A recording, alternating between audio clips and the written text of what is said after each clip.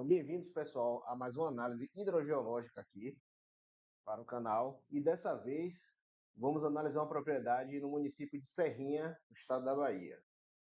Bom, a análise hidrogeológica via satélite, ela é muito importante e ela tem uma precisão muito boa, que a gente utiliza muitas ferramentas de geologia, litologia, geologia estrutural, análise de poços, e a gente faz todo um apanhado de dados para poder a gente conseguir ter uma precisão muito boa. Existem situações que o cliente pede um pouco mais de detalhamento no estudo, devido a algumas peculiaridades que eu vou mostrar nesse caso agora, e muitas vezes é sugerido ele fazer um estudo geofísico de eletroresistividade em campo para poder ter uma segurança maior e também para conseguir ter até um poço um pouco mais produtivo. Por quê? No caso aqui que a gente vai mostrar, a gente está trabalhando com terrenos fissurais, né? Terrenos fraturados, água e zona de fraturamento. Muitas vezes o estudo geofísico ele ajuda a reforçar, tendo uma segurança maior, e também ele mostra em qual local dessa zona fraturada o acúmulo de água pode estar maior, sendo assim um poço mais produtivo.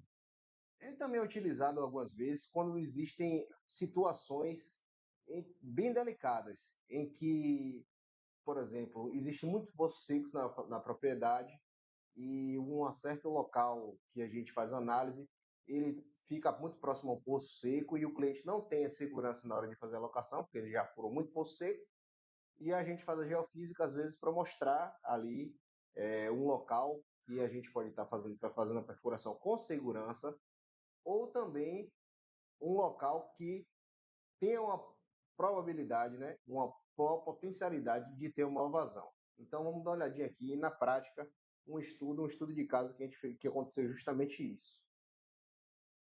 Então, nós estamos nessa propriedade dos clientes, que não é uma propriedade pequena, né, como vocês podem ver. E o que é interessante nessa propriedade desse cliente? Que já tem um poço seco na propriedade. Tranquilo? Então, a gente fez toda a análise aqui, primeiro utilizando um software de geoprocessamento, no caso que a gente utiliza com o ArcGIS, né?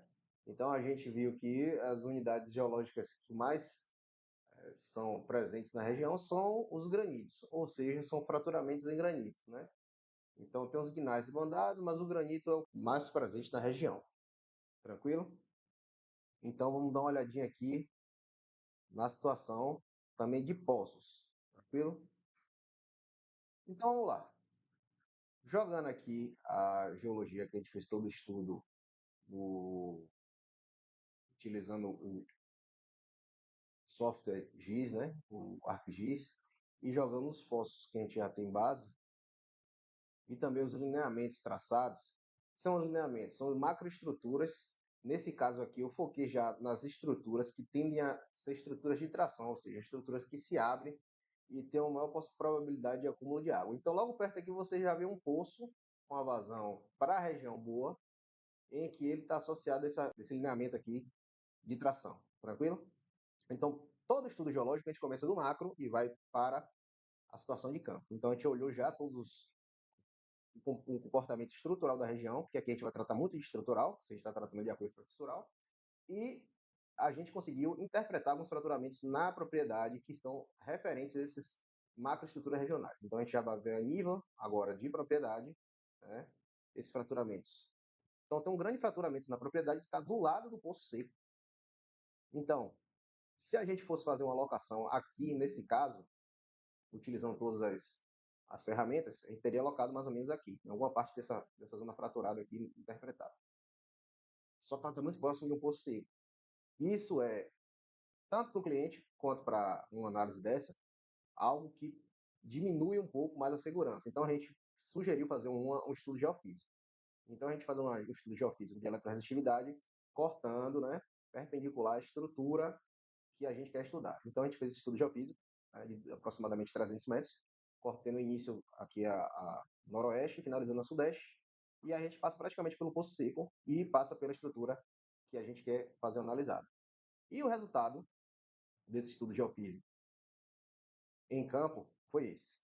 A alocação deu no ponto 200 e aqui vocês podem ver que o poço do cliente está muito próximo. Só que aqui vocês conseguem ver uma anomalia de baixa resistível dentro de uma zona baixa resistiva também, com a geometria de um fraturamento típico de granito.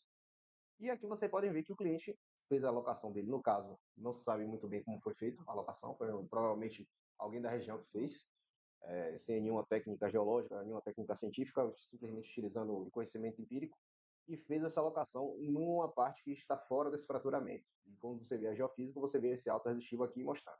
Esses gráficos abaixo aqui são potencial espontâneo. O que é potencial espontâneo? É a diferença de potencial, ou seja, a voltagem natural da Terra. Antes de a gente aplicar as correntes para poder fazer a captação de dados geofísicos, a gente faz uma coleta de dados de voltagem sem injetar nenhuma corrente natural de voltagem. E o que acontece? Esses vales que estão depois ou antes de grandes picos mostram um fluxo de água, né? Porque toda água, quando ela está se movendo, ela tem os dissolvidos, ela gera uma corrente elétrica muito pequenininha, e gera essa corrente elétrica ela gera uma diferença de potencial, e o sentido da corrente elétrica faz com que, né, você saiba se o fluxo está indo de um lado ou para o outro. Então, gera essa diferença de potencial como valores positivos e negativos, e a gente consegue ajudar a interpretar se isso aqui seria uma zona saturada com água ou se esse baixo resistivo seria, por exemplo, um grande pacote de argila, uma zona muito temperizada com argila. Então, pronto. Pois isso aqui a gente fez a locação do poço, né? A locação do poço foi realizada após a geofísica e a gente locou a 13 metros. Vou até medir aqui um pouquinho. Vamos botar a medida aqui a 13 metros do poço seco. E deu uma vazão de 4.000 litros hora, ou então 4 metros cúbicos hora. Que para a região, uma região de granito, uma região que está no sertão baiano, é um poço muito bom. Ainda contando com a limitação de uma propriedade pequena. Beleza? Então, se gostou dos vídeos que a gente está fazendo dessa série, se gostou desse vídeo, se tem alguma dúvida, algum comentário que queira fazer, pode botar aqui na seção de comentários, que eu sempre vou estar dando uma olhada e a gente vai tirando dúvida conforme vamos fazendo os vídeos aí, né? Um abraço, pessoal, até a próxima.